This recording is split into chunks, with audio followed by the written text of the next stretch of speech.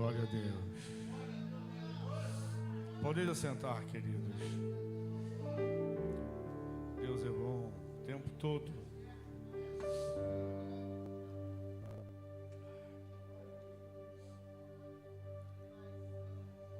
É bom estar na presença de Deus, amém?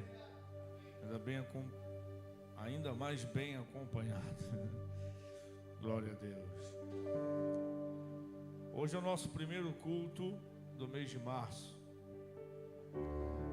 E eu já vou entrar com a palavra, e é assim que vai ser, pelo menos por enquanto, às quartas-feiras, né? Depois, no final da pregação, a gente vai adorar a Deus de novo com mais um louvor e encerrar o culto com as ofertas. Mas hoje nós estamos começando algo que Deus plantou no nosso coração no mês passado. Deixa eu dizer para os irmãos, mês passado eu tenho feito já há algum tempo, acho que desde o início do ano, na verdade. Só parei nos dias que eu estava me recuperando de uma enfermidade aí, né, que já foi, graças a Deus. Um pouquinho de agudo só, do jeito que estava. E aí, amém. Eu venho fazendo desde o início do ano, né, algumas lives pela manhã de cursos bíblicos gratuitos, né? E uma semana a gente ministra um curso bíblico de segunda a sexta, às 8 da manhã, por 30 minutos, né, todos os dias. Então, cada semana um tema. Uma semana tem as lives com o curso bíblico, na outra semana não tem. E aí assim a gente vem intercalando. Depois que a gente falou sobre fé, e falamos em seguida sobre salvação, eu fui orar a Deus e estava me faltando o tema da próxima semana. E o pior é que o dia já estava chegando, eu tinha que anunciar, eu tinha que preparar a apostila para disponibilizar para as pessoas, eu tinha que dizer qual era o tema que eu ia ministrar e eu não sabia ainda. Estava numa dúvida terrível, porque assim, tem dia que vem 10 mensagens, né? Os pregadores estão aqui, sabem o que eu estou falando. Tem dia que vem 10 mensagens, você fica, meu Deus, sobre qual que eu prego? Tem tanta mensagem. E tem dia que você busca uma, parece que ela não vem. Mas eu acredito que nesses momentos é que Deus quer que a gente pare um pouquinho mais para ouvir mais de perto o que Ele tem a dizer. E no último dia do prazo, que eu tinha que dizer qual era o tema, porque já ia começar no dia seguinte, eu orei a Deus, pensei, eu falei, já sei, como se fosse meu, né? Veio assim um estalo assim, vou falar sobre o Espírito Santo. E aí durante uma semana nós fizemos um curso bíblico gratuito, falando sobre o Espírito Santo. Dali para cá, Deus plantou no meu coração um desejo, que no mês de março, todos os cultos, todos, inclusive domingo pela manhã, que é um culto mais de ensino, de estudo da palavra, para nós falarmos sobre o fluir do Espírito. Não apenas falar do fluir do Espírito, buscar o fluir no Espírito. E quando eu estava convicto disso, antes mesmo de anunciar para a igreja, eu recebo uma mensagem de um pastor amigo que me disse, Bispo André, você pode vir dia tal pregar na nossa igreja? Eu falei, posso. É porque nós aqui estamos nesses dias buscando o mover do Espírito. Eu falei, uai, amém. Eu estive lá no último dia 24. No dia seguinte, um outro pastor de Queimados falou, dá para vir mês que vem pregar aqui no domingo? Eu falei, só em abril. Março, a minha agenda está lotada. Março, a minha agenda está lotada. Com a nossa igreja mesmo, mas está lotada. Só em abril. E ele falou, porque nesse ano nós estamos buscando o fluir do Espírito. Eu falei, meu Deus. E aí, amados, eu tive uma convicção, que não é a igreja que está se despertando para buscar mais o Espírito Santo. Não, começa nele. passa por nós para voltar para Ele. Na verdade, não é a igreja que está sendo despertada para buscar o Espírito Santo. O Espírito Santo está despertando a igreja para que a igreja busque mais a Ele, para que a sua missão se cumpra nesses últimos dias, porque nós estamos vivendo os últimos dias. Então, eu quero confessar algo para os irmãos com muita transparência nessa noite. Falar sobre o Espírito Santo é um desafio para mim. O Espírito Santo é uma pessoa da Trindade, disso não resta dúvida. A Santíssima Trindade, a Santa Trindade, Deus Pai, Deus Filho, Deus Espírito Santo, os três que são um e ao mesmo tempo são três. E aí a doutrina da Trindade é uma doutrina fascinante, maravilhosa, da gente tentar, e a gente só consegue entender até um certo ponto. A partir dali é só aceitar por fé, porque a nossa mente ainda não consegue de verdade desvendar todos os segredos, né? E ter todas as respostas. O apóstolo Paulo fala isso lá em 1 Coríntios 13. Olha, que nós hoje vemos por enigma, como um espelho, mas quando Ele se manifestar, né, seremos semelhantes a Ele e conheceremos todas as coisas. Então a nossa mente tem um limite, e as coisas que eu não consigo entender não me preocupam mais, porque eu aceito por fé. Ainda mais se a Bíblia diz, está dito, eu aceito e vamos embora. Mas falar do Espírito Santo, para mim, é um desafio mesmo. E eu vou dizer por quê. Porque Ele é uma pessoa divina, maravilhosa, misteriosa, embora esteja revelado na dispensação que vivemos, dispensação da igreja, por muitos chamados a dispensação da graça, que também, na verdade, é a dispensação do Espírito. Quando Jesus ele está prestes a subir aos céus, e Ele diz aos discípulos assim: ficai em Jerusalém até que do alto sejais revestidos de poder, então sereis minhas testemunhas em Jerusalém, Judeia, Samaria e confins da terra. Eles fizeram isso, eles ficaram lá no dia de Pentecostes, como lemos aqui na abertura desse culto. De repente veio do céu um som, e aí tem lá o capítulo 2 de Atos, que mostra o derramar do Espírito e o romper, né, dos discípulos. E para muitos, e eu até acho interessante que, na verdade, que o livro seja chamado somente de Atos e não de Atos dos Apóstolos, porque aí teríamos que dizer, na verdade, que são atos do Espírito Santo através dos apóstolos. Então que seja apenas o livro de Atos. E eu nessa tarde cheguei um pouco mais cedo hoje aqui, 1h30 antes do culto. Abri o templo, fiquei aqui um pouco, depois fui lá para fora e no final estava no gabinete e eu abri o livro de Atos. Há muito tempo atrás eu fiz algumas anotações que eu nem sei mais por onde anda, mas está registrada numa das mensagens gravadas aí. Então eu abri o livro de Atos e comecei a passar nos capítulos. Daqui a pouco eu vou repartir com vocês algumas coisas dos capítulos, 28 capítulos do livro de Atos. Mas, amados, deixa eu dizer uma coisa com sinceridade. Hoje nós estamos começando uma trilha profética, apostólica, espiritual nessa igreja, na nossa igreja, na nossa vida. O mês de março inteiro nós vamos falar sobre o fluir do Espírito. E na verdade eu não vou dar aula para vocês sobre o fluir do Espírito. Eu não tenho as respostas, eu tenho as perguntas. Eu não vou vir aqui com a comida, eu não tenho a comida, eu tenho a fome. Eu não vou derramar a água para vocês beberem, porque eu não tenho a água, eu tenho a sede. Eu não vou dar o caminho, eu só tenho uma bússola.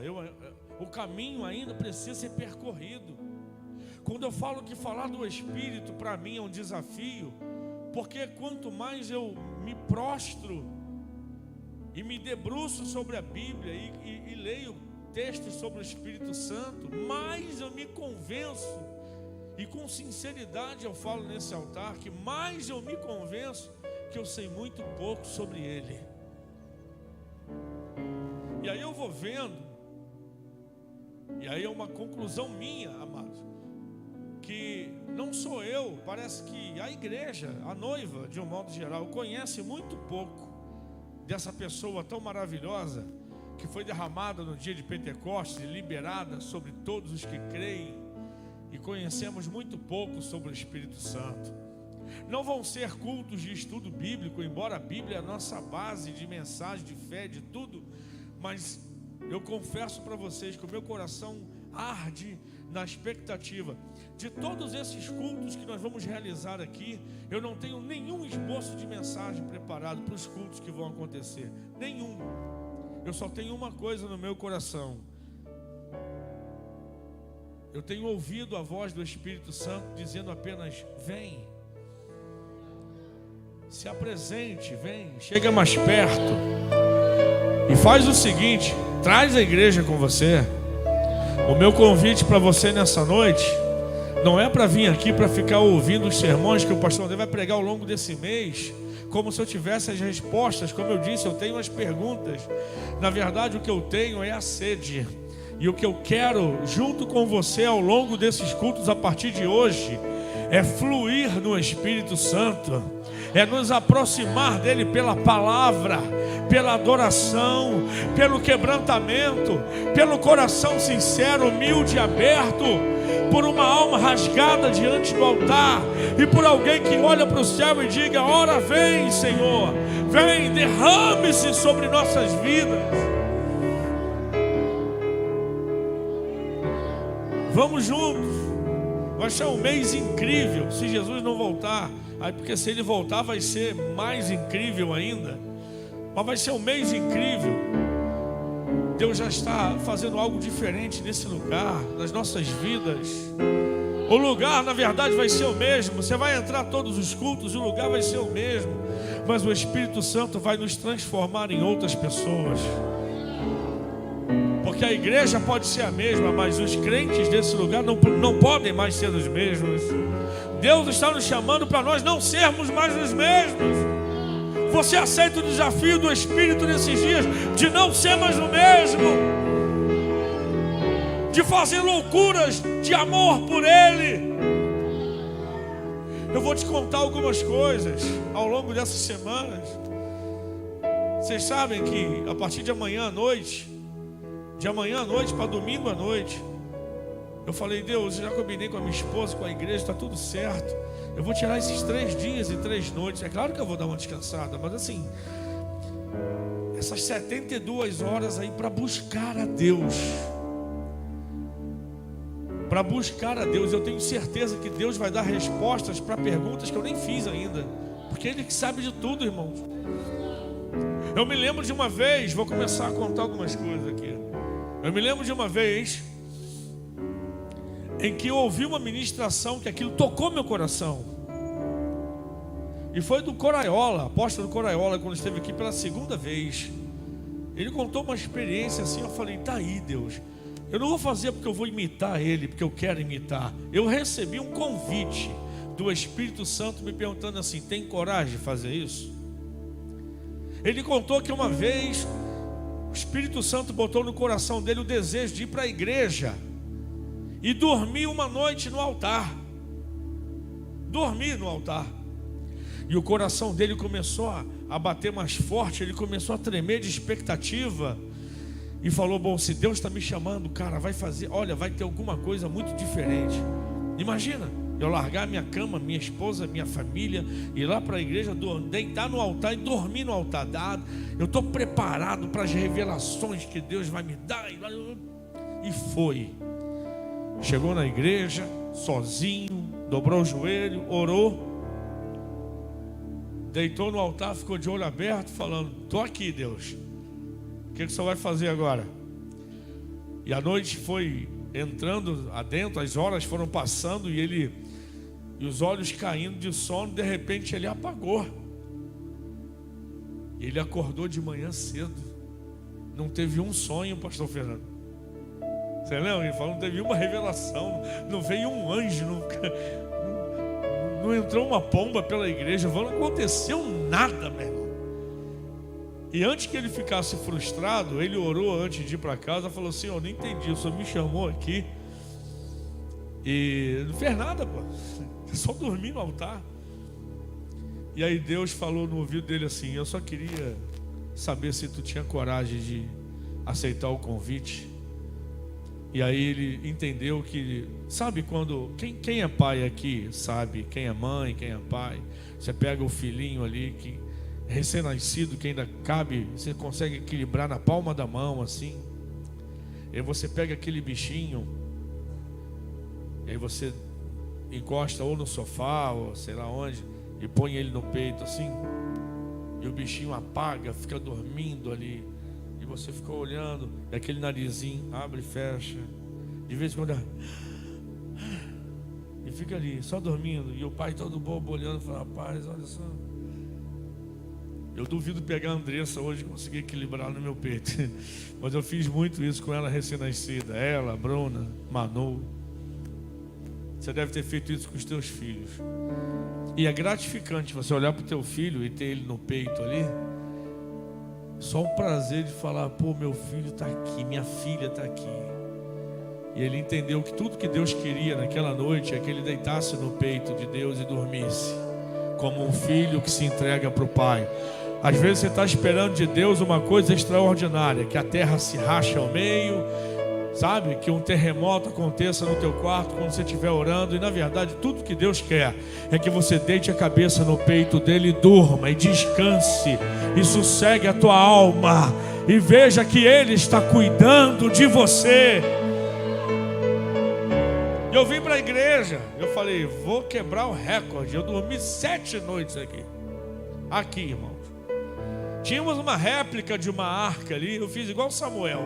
Eu deitei com a cabeça virado para a arca, colchonete, um travesseiro, eu. Tinha 2 jovens me acompanhando nesse rali.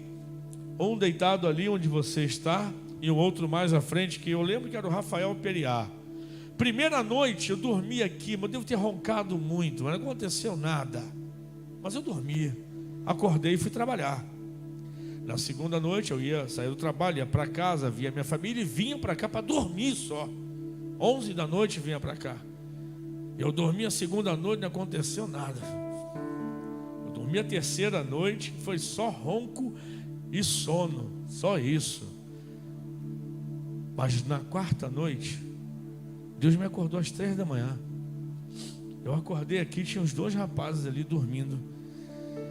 E uma palavra na minha mente assim, puf, puf, a mesma palavra, repetia. Eu comecei a me arrepiar. Mas aí comecei a orar a Deus. Aí eu levantei. Eu não aguentava mais ficar aqui no altar. Eu comecei a andar pela igreja aqui, no salão, aqui onde vocês estão. Comecei a andar, a orar, e orar em línguas, mas não muito alto para acordar os rapazes. Mas não teve jeito, um deles acordou e começou a orar comigo. E a gente, quando viu, já estava falando alto, mas o cara ali era de sono pesado, não viu nada. E eu e um outro andando e orando, até quase às 4 da manhã, orando e falando em línguas, e marchando e andando nesse lugar.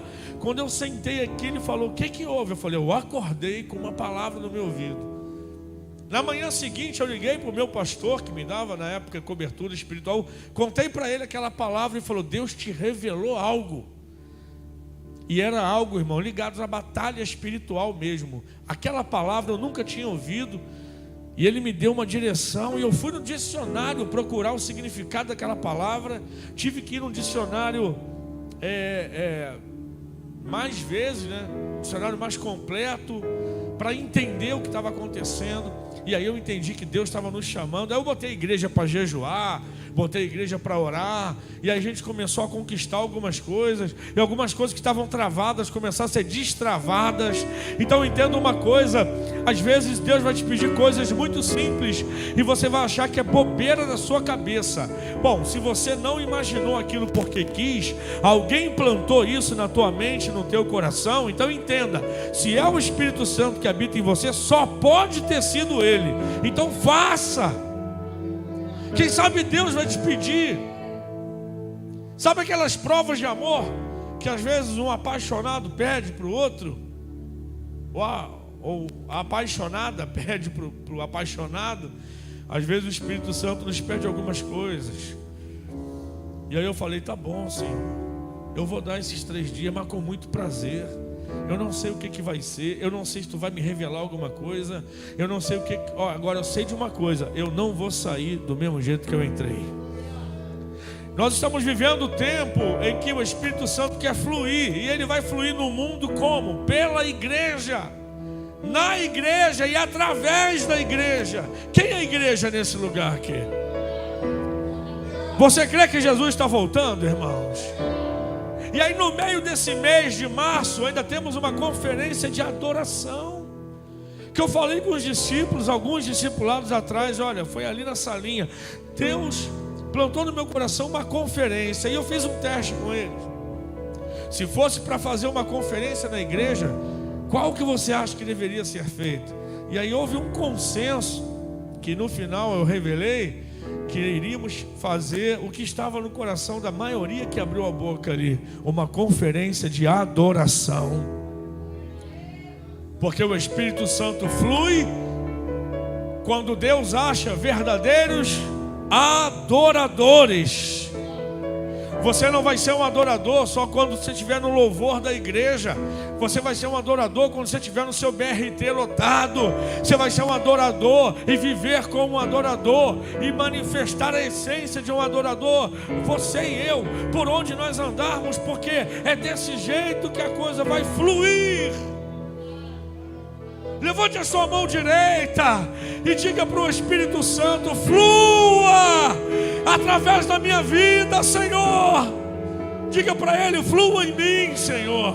Flua em mim, Espírito de Deus. Atos capítulo 19, versículos. Pode deixar a luz assim, porque vai dar para você acompanhar aqui. Atos capítulo 19, versículo 1.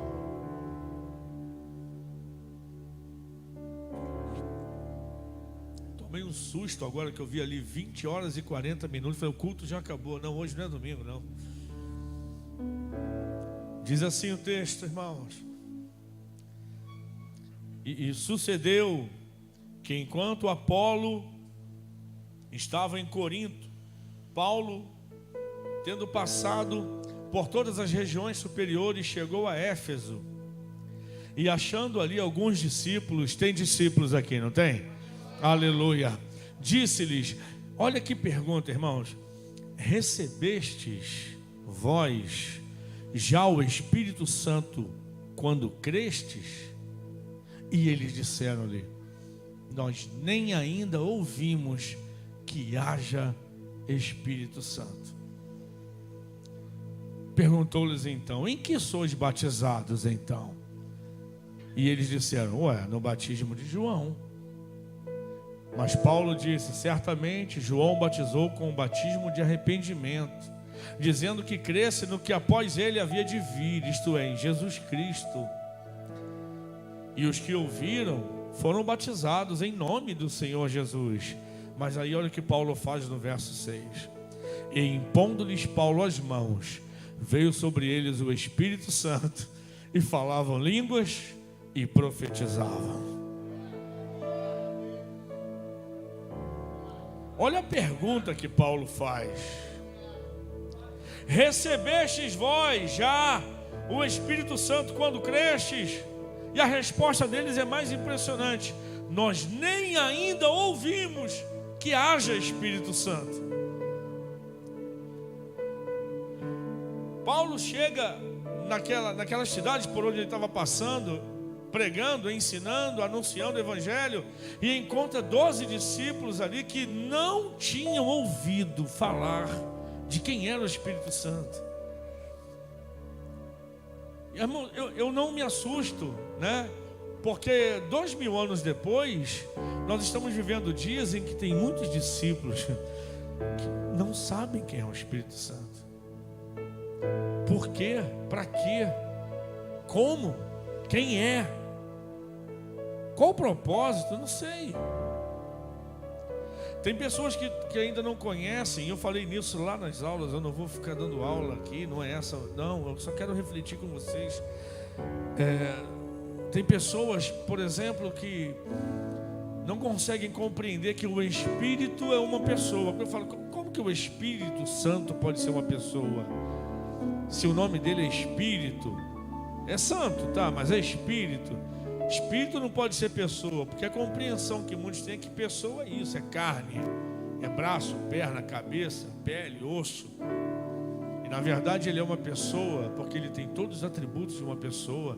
A Bíblia vai dizer que o Espírito Santo se entristece, que o Espírito Santo intercede, que o Espírito Santo fala, que o Espírito Santo ouve, que o Espírito Santo revela, que o Espírito Santo guia, que o Espírito Santo traslada, como fez com Filipe, que o Espírito Santo traz, que ele leva, que ele caminha, que ele sobrevoa, que ele sente. Claro que ele é uma pessoa. Para os nossos irmãos, vamos chamar de irmãos todos, né?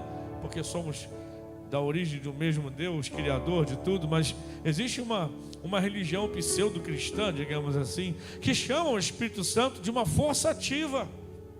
O Espírito Santo não é uma pessoa, ele é o reflexo da ação de Deus. Deus faz, por exemplo, Deus balança o braço, e o vento que vem do balançar do braço de Deus é o reflexo do balançar do braço. Esse é o Espírito Santo, a força ativa. Não existe o nome Espírito Santo nas suas Bíblias, nesse caso, força ativa de Deus. Mas ele é uma pessoa. Jesus, quando fala em João, capítulo 14, fala: olha, é importante que eu vá para o Pai, para que Ele vos envie outro Consolador. E no original grego, essa expressão outro Consolador, já interpretando, já traduzindo, é outro do mesmo tipo, outro igual a mim. É como se ele tivesse falado: eu vou para o Pai, mas fiquem tranquilos, vocês não vão ficar órfãos, porque eu vou rogar a Ele vai enviar o Espírito Santo, e esse Espírito Santo, outro Consolador, ou seja, ele vai ocupar no meu lugar, preenchendo todas as lacunas. Ele é igual a mim. Hoje ele habita convosco, mas ele estará em vós. Essa é a diferença de viver o mover de Deus e o ser cheio de Deus. Porque alguém pode estar cheio de Deus, cheio do Espírito Santo, como os apóstolos aqui. Em todo o livro de Atos você vai achar dezenas de expressões dizendo cheio do Espírito Santo. E Paulo cheio do Espírito Santo pregou, e Pedro cheio do Espírito, e Ananias disse: seja cheio do Espírito. Cheio do Espírito é uma das expressões que transbordam o livro de Atos. E aí você pode ter uma pessoa cheia do Espírito Santo, e através dessa pessoa, alguém sente: meu Deus, tem alguma coisa diferente aqui, porque Deus está naquela pessoa, ele está cheio do Espírito Santo. E aí há um mover de Deus, e eu participo indiretamente ou não disso, porque eu estou vendo, eu estou no mesmo ambiente. Aquilo me contagia de alguma forma, mas não é isso que Deus quer, não é isso, não é tudo o que Deus quer. O que Deus quer? Ele quer que a gente entenda que há um mover, mas que nós sejamos cheios também do Espírito Santo. Quando Jesus falou que ele ia embora e o Espírito Santo voltaria, seria enviado pelo Pai para preencher o espaço que ele deixou, ele diz: porque esse Espírito habita convosco. Como assim? O Espírito Santo estava em Cristo, e Cristo habitava com os discípulos. Então o Espírito Santo, enquanto Jesus estava aqui, habitava com os discípulos, porque estava em Cristo. Cristo estava cheio do Espírito. Mas quando ele foi para o Pai, ele falou a ele: quando eu for, ele que habita convosco estará em vós. O que aconteceu? Jesus morre, ressuscita, e um dia ele aparece para os discípulos que estavam dentro de uma casa atemorizados. Ele entra, e lembra o que ele falou? quando os saúda com a paz, disse: recebais o Espírito Santo. Já foi, uau! Pô, Jesus estava mais ainda transbordado do Espírito e fala: recebais o Espírito Santo. E eles sentiram mover, o impacto, porque Jesus transbordava do Espírito dentro daquela casa. Mas isso não era tudo. Quando Jesus foi recebido aos céus e eles foram orar no cenáculo, e no 50º dia, no dia do Pentecostes, o Espírito Santo vem e pousa sobre cada um deles, e todos foram cheios do Espírito Santo. Aí eles começaram a entender e a sentir, porque aquele Espírito que enchia Jesus e que movia no meio deles, agora encheu a eles, e eles todos estão cheios do Espírito. E aí entendem por que Jesus falou: então vocês farão obras maiores do que essas que eu faço. Porque o Espírito que estava em Jesus agora estava nos 11. E desses 11, sobre todos que eles colocavam as mãos também recebiam o Espírito e eram cheios do Espírito. Meu querido, se tudo que você viveu até hoje na tua vida foram experiências do mover do Espírito, isso realmente é maravilhoso. Estar perto de alguém cheio do Espírito é extraordinário. Eu comecei alguns anos atrás, estou falando de 20, 25 anos atrás, em alguns congressos, que eu por pouco, se eu não conhecesse a Bíblia, eu começar a endeusar aqueles caras. Falei: nossa, como é que pode? Chegava perto de alguns homens daqueles e você não aguentava ficar em pé, meu irmão. Eu falava: meu Deus, uala, quase isso. E muitos que não conhecem a Bíblia o fazem, porque acham que é um dom, é específico, é só para eles. Eu vou dizer alguns nomes aqui, mas não os engrandecendo nem os menosprezando. Homens de Deus que eu vi me ministrar algumas vezes na Adonep, no Rio Centro, em alguns outros congressos. Estou falando de Samuel Gonçalves, que eu não sei onde mora agora, mas era aqui da região dos lagos, vinha muito da região dos lagos. Pastor Samuel Gonçalves pregava, a tua perna começava a tremer. Eu falava: meu Deus, o que é isso? Gilmar Santos ministrando e as pessoas caindo no poder. E aí eu vi Fernando de Carvalho e outros homens pregar, e mulheres de Deus pregar também. Eu falei: meu Deus, o que está acontecendo aqui? E quem não conhece a Bíblia vai dizer: ah, não, esses são os super. Não, e eles não são, eles são tão humanos quanto nós. Mas sabe o que é? Que quanto mais cheio você está de algo, aquilo transborda. Amém ou não amém? Quanto mais cheio você está, aquilo transborda. Se botar mais água nesse copo, vai molhar o que está aqui em volta, vai transbordar. E essas pessoas que eu comecei a olhar para elas, cheias do Espírito, transbordava. E a gente chegava perto e sentia o mover do Espírito na vida deles, no entorno deles. A Bíblia vai dizer de Paulo, por exemplo, que ele estava tão cheio do Espírito, cara, que quando ele não podia ir onde os enfermos e endemoniados estavam, ele pegava um avental e dizia: leva. E colocava o avental, o lenço. Se fosse nos nossos dias, a máscara dele. Levava a máscara, colocava, jogava no endemoniado, ele era liberto. Que isso? Porque o demônio reconhecia de quem era aquela máscara. E já sabia que aquele cara está transbordando. Se eu não sair, ele vai vir aqui. Melhor sair com a máscara do que sair com ele. As enfermidades saíam. A sombra de Pedro curava enfermos. E aí tu fala: então era super Pedro, super Paulo? Não. Eles só decidiram fluir no Espírito. Eles transbordavam de Deus, como tem muitos que ainda transbordam do Espírito Santo. E aí tu chega perto, você sente Deus na pessoa, você se aproxima, você se quebranta, você, começa a ministrar, você fala: tem alguma coisa diferente nisso aí. E você ouve a mensagem, você começa a se incomodar para o bem, você começa a falar: meu Deus, eu quero ser assim, o que falta em mim? Pelo amor de Deus! E é o mover do Espírito, mas esse Espírito que estava sobre Jesus e que se movia no meio dos apóstolos, veio habitar nos apóstolos. Agora eles é que eram cheios do Espírito Santo e não tinham medo de mais nada, irmãos, nem de açoite, nem de víboras, nem de ameaças, nem de prisões, nem de naufrágios, nem de passar fome, nem de ser apedrejado, nem de ser achacoalhado, nem de ser perseguido, nem de ser vendido como bandido, preso injustamente. E mesmo presos, eles escreviam epístolas, eles mandavam mensagem, porque a unção que estava neles transbordava para fora da cadeia. O apóstolo Paulo certa vez disse: eu estou preso, mas a palavra de Deus não pode ser presa. E ele estava lá dentro, mas a palavra saía. Ele estava lá dentro, mas as cartas saíam. Ele estava lá dentro, mas o Espírito transbordava para fora.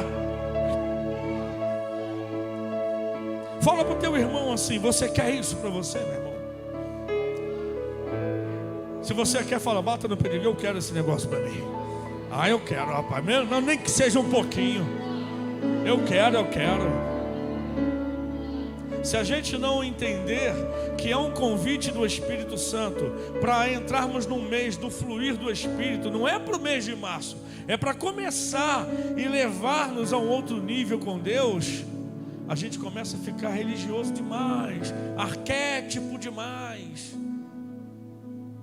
enjaulado demais, encaixotado. E a gente faz da nossa liturgia a coisa mais importante da nossa vida.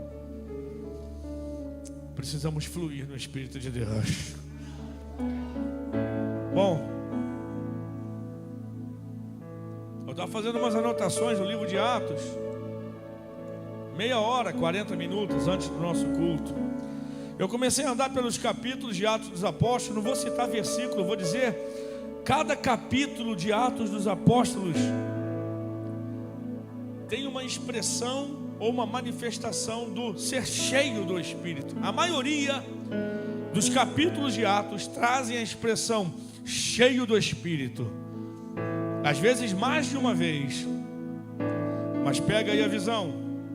São 28 capítulos no livro de Atos. No capítulo 1, Matias foi escolhido como substituto de Judas Iscariotes, porque os discípulos oravam e o Espírito Santo os conduziu a escolher Matias.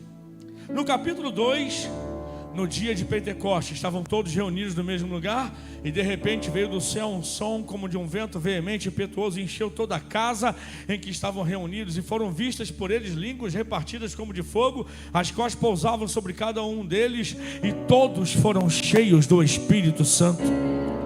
No capítulo 3, Pedro e João estavam indo para o templo orar, e chegando na porta formosa havia um paralítico, e Pedro, cheio do Espírito Santo, disse: em nome de Jesus Nazareno, não tenho prata, não tenho ouro, mas o que eu tenho isso eu te dou, levanta-te, anda. E o homem foi curado. No capítulo 4, Pedro, cheio do Espírito, debate com o Sinédrio. No capítulo 5, Pedro, cheio do Espírito, revela o segredo do pecado de Ananias e Safira. Capítulo 6, a instituição dos 7 primeiros diáconos da igreja. Eles deveriam ser maridos de uma mulher, homens letrados, homens preparados, mas acima de tudo, cheios do Espírito Santo. No capítulo 7, Estevão, cheio do Espírito, faz o seu último discurso e se torna o primeiro mártir da igreja. No capítulo 8, Filipe é levado pelo Espírito de Deus ao eunuco, que estava indo de volta para sua terra, mas ali ele ganha aquele homem que foi chave de Deus na Etiópia. No capítulo 9, Ananias ora e Paulo é cheio do Espírito Santo. No capítulo 10, Pedro prega na casa de Cornélio, e quando impõe as mãos sobre eles, diz o texto, que todos são cheios do Espírito. No capítulo 11, o evangelho cresce na Antioquia, porque Pedro e os que andam com ele pregam com autoridade, cheios do Espírito Santo. No capítulo 12, Pedro está numa prisão e a igreja começa a orar. Então o anjo do Senhor de madrugada vai lá, abre a cadeia e ele sai. E quando ele volta para o lugar onde eles estavam e bate na porta que eles abrem, primeiro toma um susto, depois todos são tomados pela presença do Espírito Santo. No capítulo 13, Paulo repreende um encantador chamado Elimas. Por que ele fez isso? Porque cheio do Espírito, ele repreendeu o espírito que estava no homem. No capítulo 14, o evangelho cresce em Icônio, em Listra e em Derbe, porque quem está pregando é um tal de Paulo, cheio do Espírito Santo. No capítulo 15, Barnabé e Paulo entram em Jerusalém e tomam palavra no concílio dos pastores ali, dos discípulos em Jerusalém, e dão uma aula do que o Espírito Santo está fazendo por onde eles andam, porque Paulo e Barnabé, junto com Tiago, João e os demais, estão ali naquela reunião, mas não era uma reunião de debate, não era uma reunião para resolver fofoca, era uma reunião de homens cheios do Espírito Santo. No capítulo 16 de Atos, Paulo e Silas estão orando no cárcere inferior, e à meia-noite, quando eles mesclam oração com louvor, o Espírito de Deus entra naquele lugar, causa um terremoto, as prisões são abertas, todo mundo sai, o carcereiro se converte, leva eles para a casa dele, prega para a família, batiza todo mundo, porque onde o Espírito Santo está, não existe cadeias, elas são abertas diante daquele que está cheio do Espírito. No capítulo 17, Paulo prega no Areópago, porque ele viu um altar ao Deus desconhecido. Ele diz: esse Deus que vocês não conhecem é que eu vou revelar para vocês hoje. E ele prega cheio da autoridade do Espírito de Deus. No capítulo 18, Paulo entra e o evangelho cresce em Corinto. No capítulo 19, Paulo entra, como lemos aqui, e o evangelho cresce em Éfeso, principalmente quando ele impõe a mão sobre esses 12 discípulos que também são cheios do Espírito e ajudam ele a conquistar Éfeso com o poder do evangelho. No capítulo 20, o Espírito Santo revela a Paulo o que está esperando ele em Roma, mas ele não foge, porque quem está cheio do Espírito Santo não foge do seu destino. No capítulo 21, Paulo é preso dentro do templo em Jerusalém, mas ele aceita, porque quem é cheio do Espírito é guiado pelo Espírito. Jesus falou em João 3, que quem é nascido do Espírito não sabe de onde vem nem para onde vai, e ele se deixa levar pelo Espírito Santo. Quantos querem ser cheios do Espírito Santo? Então entenda que ele vai te levar, ele vai te conduzir, ele vai te trazer, levar de volta para onde ele quiser, porque a vontade é dele, não é nossa.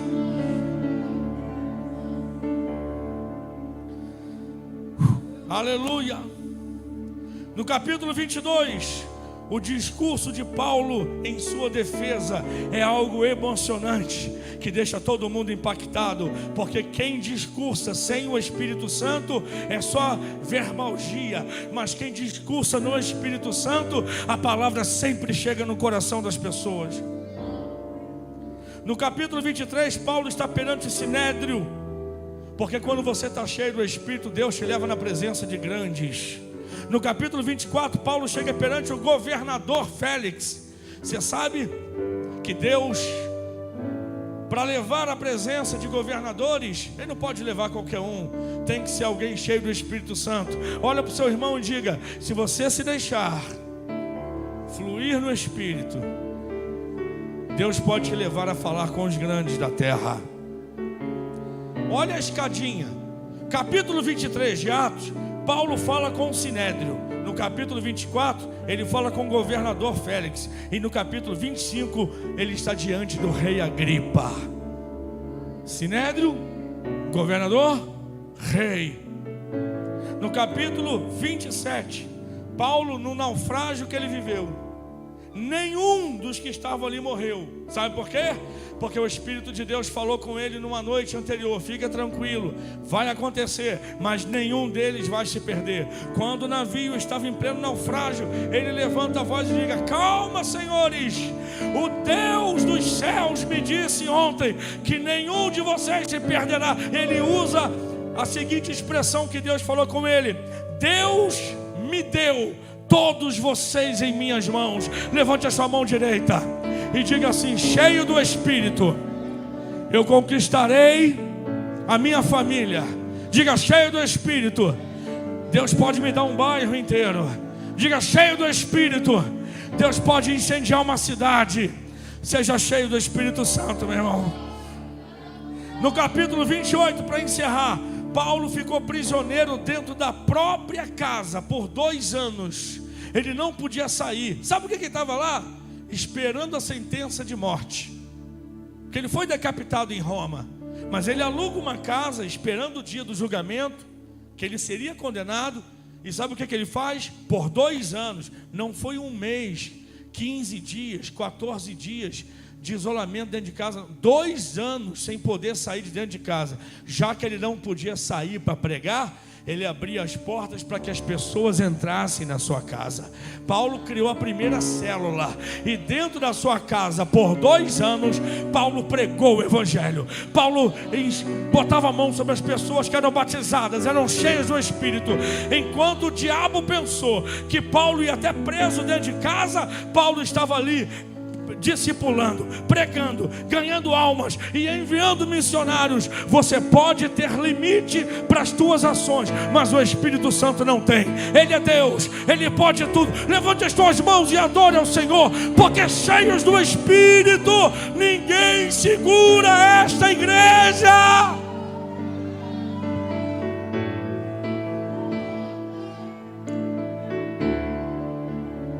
Leia o livro de Atos.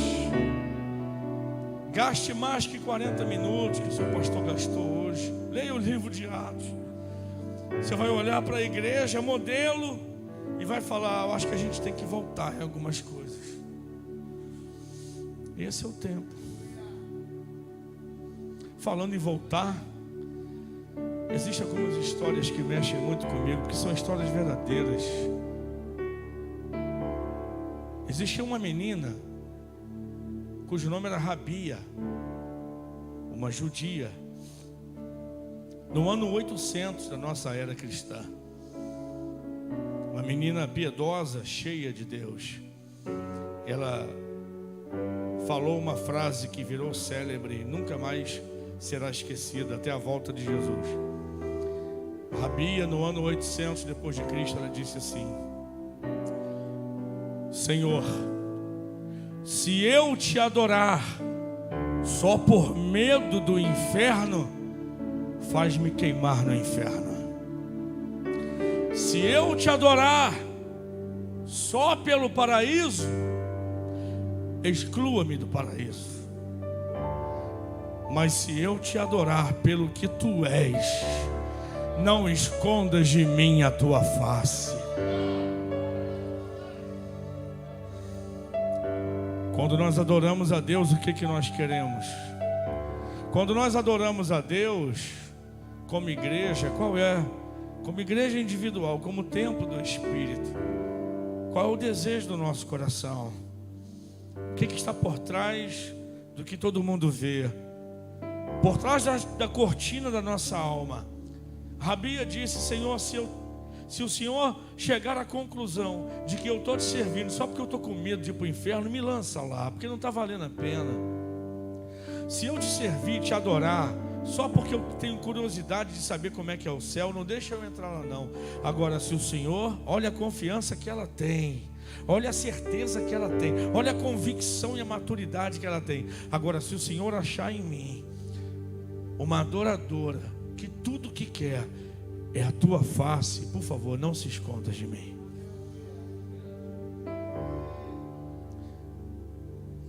Existe uma história dos morávios, que o pastor Marcos até falou um dia desse aqui, os moravianos. A gente faz um relógio de oração para fazer 12 horas de oração, irmão, que luta. Era 24, baixou para 12 na promoção dos 50%, Black Friday de oração. Porque é difícil montar um relógio de 12 horas, onde cada um tem que orar 30 minutos. Não era nem para a gente fazer relógio de 24 horas. Era para fazer um relógio de uma semana. Na verdade, é para fazer um relógio de um mês. Será que a gente conseguiria orar naqueles 30 minutos? Porque se entrar 48 pessoas, dá meia hora para cada. Se entrar 96, dá 15 minutos, irmão. 15 minutos é o intervalo da partida do jogo de futebol que você assiste. 15 minutos é o tempo de um banho. 15 minutos é mais tempo do que a gente leva para almoçar ou jantar, uma refeição. Mas sabe o que os moravianos fizeram? Eles fizeram um relógio de 24 horas de oração, que durou um mês, pastor, 6 meses, um ano, 100 anos. Durante 100 anos, num templo que antes era da igreja metodista, eles decidiram fazer um relógio de oração ininterrupto. E durante 100 anos aquela igreja se revezou em oração por 24 horas de oração durante 100 anos. Dentre algumas coisas interessantes, eu destaco uma para falar sobre eles. Dentro daquele relógio de oração de 100 anos, um avivamento tremendo começou a acontecer. E 2 jovens que saíram daquele movimento de oração, a igreja ainda estava orando, mas eles dentro do movimento de oração, olha aqui, irmãos, 2 rapazes de 20 anos, eles ouviram uma voz, que era a voz de Deus, dizendo para eles serem missionários, e eles aceitaram ser missionários. Chegou ao ouvido deles que alguns rapazes estavam sendo mantidos escravos num país próximo, escravos, e aquilo tocou a vida deles. Eles entraram em contato com o Senhor, o carrasco lá, o dono da terra, que mantinha os jovens como escravos, e falou assim: a gente pode entrar aí, nós somos missionários e queremos chegar aí para poder anunciar o evangelho. Aquele homem mandou a resposta dizendo: nenhum missionário entra aqui, se entrar, morre. E eles voltaram para o relógio de oração, e Deus falou com eles de novo: é para ir. Então eles mandaram uma outra carta, um outro comunicado para o dono da terra, e falou: e se nós formos como escravos, sem direito a nada, sem direito a salário, sem direito à liberdade, escravos, teus escravos, até morrer, o Senhor deixa a gente ir? Ele falou: como escravos eu recebo vocês, mas eu não vou pagar nem a passagem de vinda de vocês. Eles pagaram a própria passagem de navio para poder chegar lá e se oferecerem como escravos. Sabe para quê?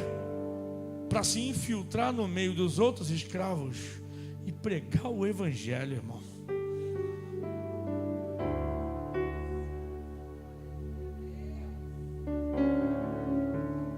Abriram mão da vida deles mesmo para pregar. E não era como um missionário bem recebido, não, como escravos, sem direito a salário, só para ter o prazer de ganhar algumas almas daqueles homens, porque ninguém entrava lá a não ser como escravo. Eles pagaram, foram, viveram, pregaram e morreram como escravos. E você pensa assim, na despedida deve ter sido algo muito triste. Não, claro, diz o relato que quando a família e alguns irmãos da igreja foram se despedir daqueles 2 meninos no porto, eles entraram no navio, a família chorando. Quando o navio se distanciou um pouco, eles olharam para trás e gritaram a seguinte frase, que está registrado aí na história. Eles gritaram dizendo, para todo mundo ouvir, que o cordeiro que foi imolado receba a recompensa do seu sofrimento. Todo mundo ouviu aquilo e eles conseguiram entrar para pregar para escravos como escravos. Isso toca o teu coração? Isso mexe com o teu pensamento, irmão? A gente não tem nem a necessidade, né, de fazer isso hoje. Às vezes a gente perde oportunidades muito simples de fazer coisas importantes. Mas para eu caminhar para o final, eu me lembro do William Seymour, no famoso avivamento da Rua Azusa. Isso me arrebenta, irmão. Sabe quando começou o avivamento da Rua Azusa? Diga comigo, 14 de abril. De novo, 14 de abril. Isso te lembra alguma coisa? Não? Primeiro culto dessa igreja. Essa igreja foi inaugurada no dia 14 de abril. Eles começaram o avivamento na Rua Azusa, em Los Angeles, Estados Unidos, no dia 14 de abril de 1906.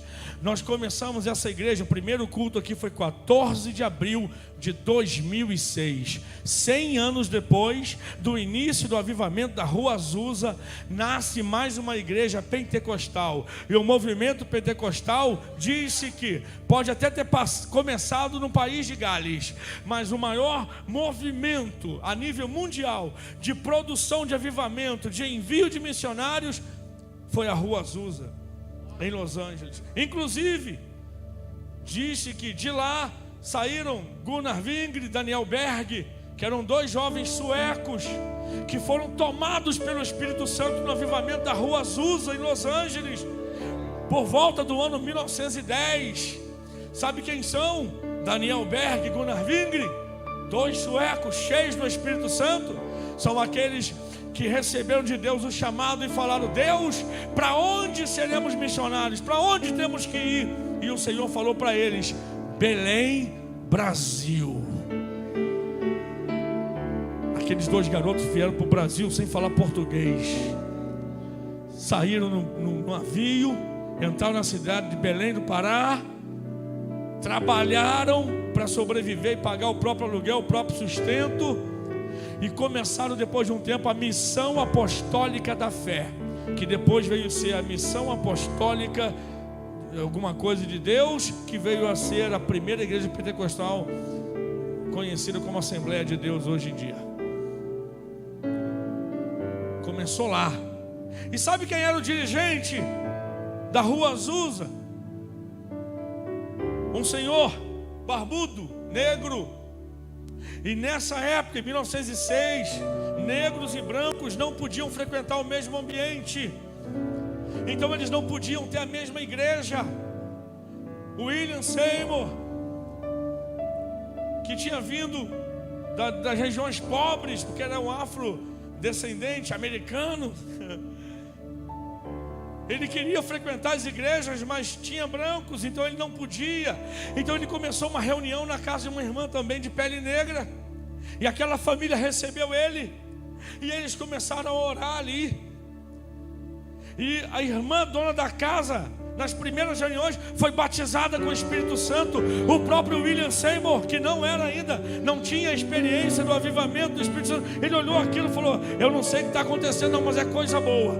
No segundo culto, eles fizeram outro culto. Sabe o que aconteceu? A filha daquela irmã foi batizada no Espírito Santo.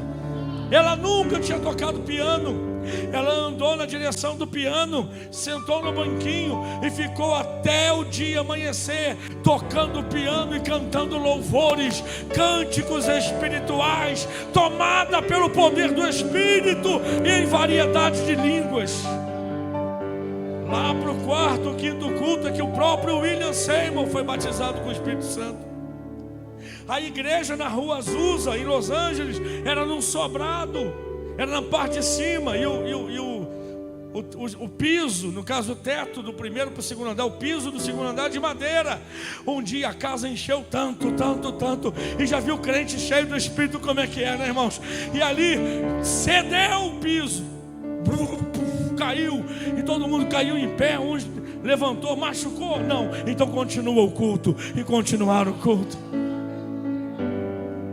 Isso que eu estou falando para vocês é a história real, de 1906 a 1915, quando o avivamento foi espalhado. Mas começou ali. Aqueles irmãos de pele negra que não eram aceitos em outra igreja começou a ter reuniões ali. Dizem alguns relatos, a gente nunca vai saber, mas alguns relatos que chegam até nós são muito curiosos, irmãos. Eles estavam dentro da igreja, adorando a Deus. Sabe qual era a cadeira acolchoada de William Seymour? Era um caixote de feira. E ele sentava ali e não tinha uma liturgia pré-estabelecida. Ele sentava, na verdade, para descansar, porque tinha culto que começava na sexta e terminava no domingo. Dia e noite, não dava para parar. E ele sentava no caixote de feira para descansar as pernas e falava: quem tiver um testemunho, por favor. E aí vinha um e fazia exatamente o que o apóstolo Paulo fala. Um tinha cânticos, outro tinha salmos, outro tinha doutrina, o outro dava um testemunho. E quando ele descansava as pernas, aí ele levantava do caixote de feira e começava a pregar mais alguns minutos. E o poder de Deus era uma coisa extraordinária. Eles eram caçoados, chamavam eles de fanáticos. Eles saíam na rua, eram apedrejados, eram esbofeteados, voltavam para casa sangrando. Mas tem um negócio: enquanto o culto estava rolando ali, e como eu falei, alguns cultos começavam e não tinha nem hora nem dia para acabar, as pessoas que passavam no outro quarteirão eram tomadas pela presença de Deus. Como assim, pastor? Tomado. Alguns eram batizados, sim, e outros caíam com o rosto em terra, convictos dos seus pecados, e começavam a chorar e pedir perdão a Deus. Isso não se fabrica, igreja. Ou tem ou não tem. Não dá para fabricar isso. Um relato curioso que eu li uma vez de uma irmã, que o marido não ia para a igreja, mas ela ia, ou tentava ir, porque ela chegava e não dava para entrar, ela assistia o culto de fora, e era assim todo culto. E ela ficou assim por 6 meses tentando entrar na igreja, assistir pelo menos um culto dentro do templo, mas não dava, o lugar era pequeno, era um sobrado, ficava gente do lado de fora querendo entrar. E aí o esposo dela chegou e falou: e aí hoje? O culto foi maravilhoso. Deu para ouvir o pastor William pregar? Deu para ouvir, sim. Não tinha microfone, não tinha nada, mas deu para ouvir. E aí foi um avivamento, foi uma bênção. Conseguiu entrar na igreja? Ela falou: ainda não, mas um dia eu consigo.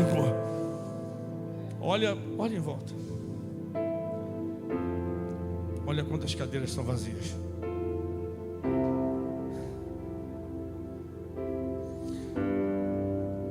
As pessoas estão vivendo em plena pandemia. As pessoas estão vivendo, num tempo em que elas deveriam estar se empurrando para entrar nas igrejas e ouvir sobre Deus. Então é tempo de eu e você, como crentes, olhar para nós e falar: meu Deus, flua através de mim. Meu Deus, flua na igreja.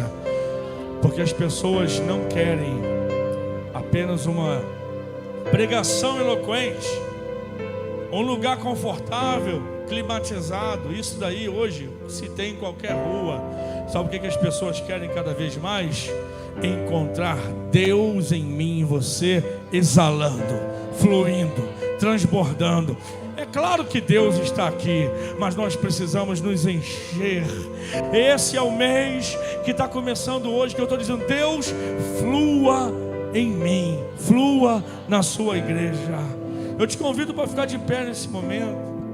Em nome de Jesus, eu queria pedir o Ministério de Louvor para ficar aqui, Vão estar ministrando já, mas eu queria te convidar para fazer uma coisa diferente. Você pode fechar os teus olhos? Nós vamos começar a adorar a Deus aqui. O fluir do Espírito não pode ser uma coisa que eu diga assim: faz assim e você faz. Levanta a mão direita só, e aí, não, tem que partir de você. Tem que ser algo que você se expresse. Mas eu queria só te pedir uma coisa: que você agora, de olhos fechados nesse lugar, enquanto a gente está aqui começando a adoração, querido, levanta as tuas mãos como profeta, ou faz o que você, mas sai do seu lugar e comece a andar livremente por esse lugar, como quem está conquistando um espaço que ainda não tinha conquistado. Quando nós chegamos na igreja, temos o mesmo assento, a mesma cadeira, o mesmo lugar onde pisamos. Sai do seu lugar. Antes mesmo de começarmos a entoar aqui, só com os instrumentos, começa a sair do seu lugar e dizer para Deus: Senhor, o que o Senhor quer de mim? Eis-me aqui. Começa como um profeta de Deus a levantar suas mãos. Interceda por você mesmo. Interceda pelo seu pastor, pelos seus pastores, pela sua família. Rasga o teu coração diante de Deus. Comece a andar por esse lugar como alguém que conquista, como alguém que avança. Eu sei lá, meu irmão, faz alguma coisa diferente nessa noite, para mostrar para o Espírito Santo que você é alguém que não se deixou ser, sabe, estatificado não pela fé. Você rompe, você é de Deus, claro que é. Mesmo que você seja tímido, levante as tuas mãos onde você está. Comece a profetizar, querido, do jeito que Deus te usava em profecia, e do jeito que você pode fluir em línguas estranhas. Oh, Jesus! E quando vos reunis, diz o apóstolo Paulo, um tenha salmo, outro tenha cânticos espirituais, um tenha línguas, outro interpretação, outro profecia, mas tudo seja para edificação.